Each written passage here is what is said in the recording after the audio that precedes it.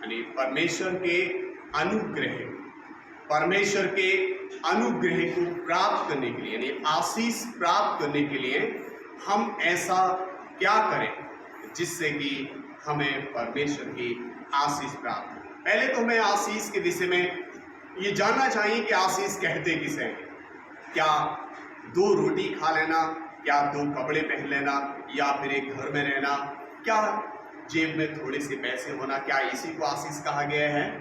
आशीष यदि हम परमेश्वर के वचन को देखें, परमेश्वर के वचन से हम ध्यान प्राप्त करें, तो लिखा है, परमेश्वर का वचन कहता है कि और प्रभु यीशु ने रोटियां उठाई और परमेश्वर का धन्यवाद दिया और आशीष देकर क्या की? वो तोड़ी।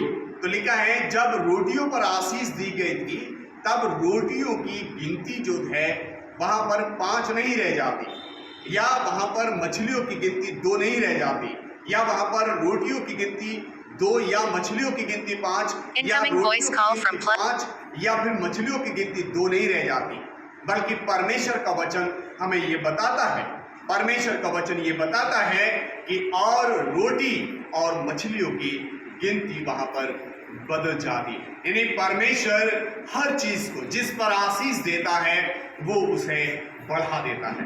क्या आज हम इस पृथ्वी पर बढ़ना चाहते हैं?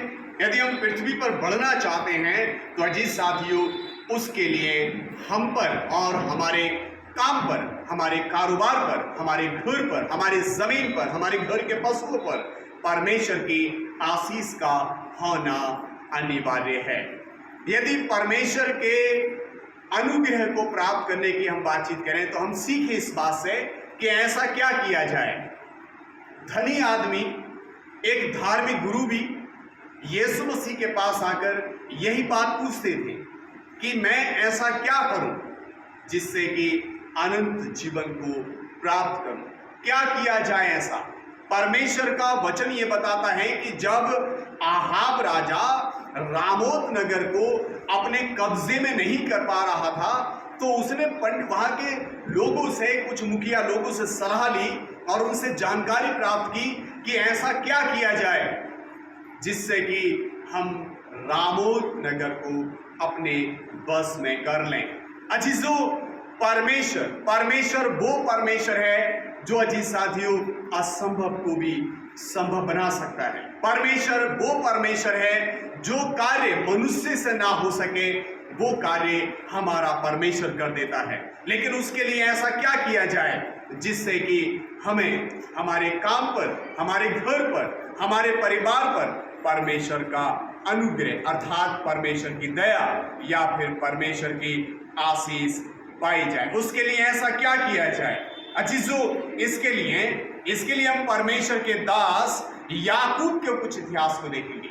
अजीजों, इससे पहले कि हम याकूब के विषय से जानें कि परमेश्वर आशीष देने के लिए, हमें बढ़ाने के लिए कौन सी सलाह देता है, कौन सा हमें सुझाव देता है, तो उसके लिए आप जो है अपने घर में, अपने परिवार में बाइबल लें, पेन ले लें और परमेश्वर के इस संदेश जो अभी हम सुनने के लिए जा रहे हैं उसको नोट करें, अपनी कॉपी में लिख लें, पेन से लिख लें और उसके बाद में फिर अध्ययन जरूर करें कि ऐसा क्या किया जाए जिससे कि परमेश्वर की आशीष हमारे घर पर हो।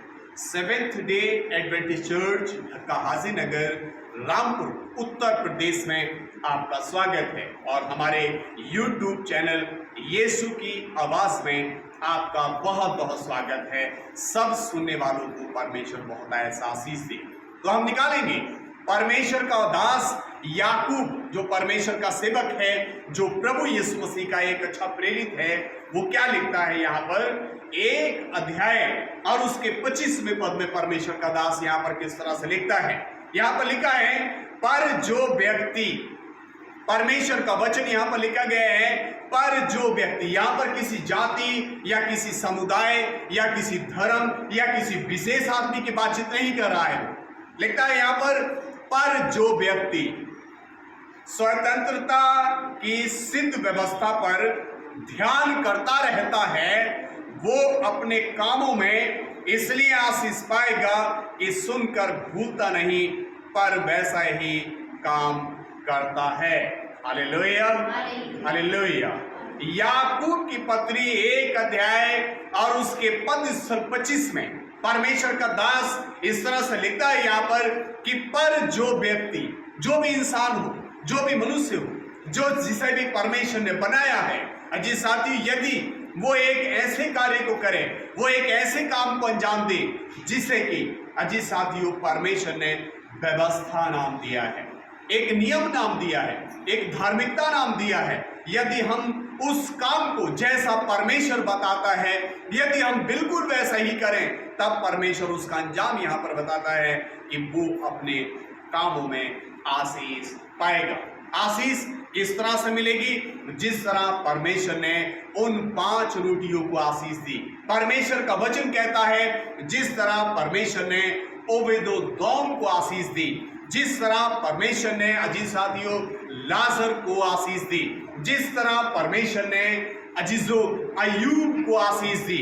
आइए परमेश्वर हमें, हमारे परिवार को, हमारे घर को, हमारे व्यापार को आशीष दे। उसके लिए अजीज साथियों हमारे लिए बेहद जरूरी है कि हम परमेश्वर की व्यवस्था अर्थात परमेश्वर की नियमावली, जो परमेश्वर ने नियम हमारे लिए ठहराए हैं, उसके अनुसार हम जीवन को चलाएं। परमेश्वर आपको बहुत ऐसा आशीष देगा। ऐसे ही और आशीष वचन जानने के लिए आप हमारे YouTube चैनल यीशु की आवाज से जुड़ें और अधिक से अधिक परमेश्वर के इन वचनों को जानें और पहचानें। परमेश्वर आप सबको आशीष दे।